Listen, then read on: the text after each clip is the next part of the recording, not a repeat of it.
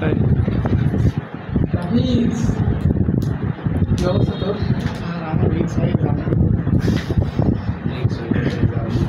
কি হবে সার্কিট কি অবস্থা? আজকে এই ভাই দেখো তখন কথা সে করে বলবো না সার্কিট একটা রাখতে আমরা তো একটি আগাই যাচ্ছি তাই না? জি ভাই একটা পাঁচ এটি খেয়াল করো মূল অঙ্ক থেকে শুরু করলাম। জি ভাই লিমিট x এর মান 0 1 মাইনাস cos x এর সূত্র কি শিখাইছি? 2 sin square theta by 2 sin square x by 2 সূত্র আর নিচে যা আছে আর এখন এই অঙ্কটা দেখো উপরেও sin নিচেও sin উপরেও sin নিচেও sin উপরে সাইনের জন্য এই সূত্র ফেলাবো আবার নিচে সাইনের জন্য এই সূত্র ফেলাবো। তার মানে এই অঙ্কটার মধ্যে কিন্তু এই শর্ত কিন্তু দুইবার লিখতে হবে। আমার কথা বুঝতে পারছো? এবার খেয়াল করো এটা কিন্তু একটু মোস্ট ইম্পর্টেন্ট এবং একটু জটিল। এই টুটা সবার সামনে নিয়ে গেল মিনিয়াম রেডি করতে এটা অতটা ভেরি ইম্পর্টেন্ট না, জটিল। এখন এখানে sin স্কয়ার x বাই 2 আছে, তাহলে এখানে যদি আমি sin theta by theta format নিয়ে আসতে চাই তাহলে কি করতে হবে? sin x বাই 2 মানে থিটা বাই x বাই 2 মানে থিটা, তাহলে sin theta by theta format হলো উপর হোল স্কয়ার দিলাম, এই হোল স্কয়ার sin এর উপর দিয়ে sin স্কয়ার, এখানে sin স্কয়ার আছে, এখানে x বাই 2 আছে, এখানে x বাই 2 আছে, আছে নিচে x বাই 2 আছে, এখানে কোন জায়গায় x বাই 2 আছে না তাহলে এটা আউট করার জন্য পাশে আরেকটা x বাই 2 এর উপর হোল স্কয়ার নিতে হবে।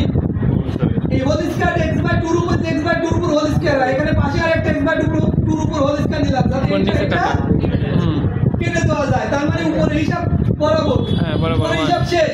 1 এখন পরে আছে কি নিচে sin স্কয়ার 2 এখন কথা হলো এই sin স্কয়ার 2x এর কাছে যাতে গেলে এই সূত্র যাতে হবে, তাহলে এই sin থিটা নিচে আছে তাই না, এখানেও sin থিটা নিচে আছে।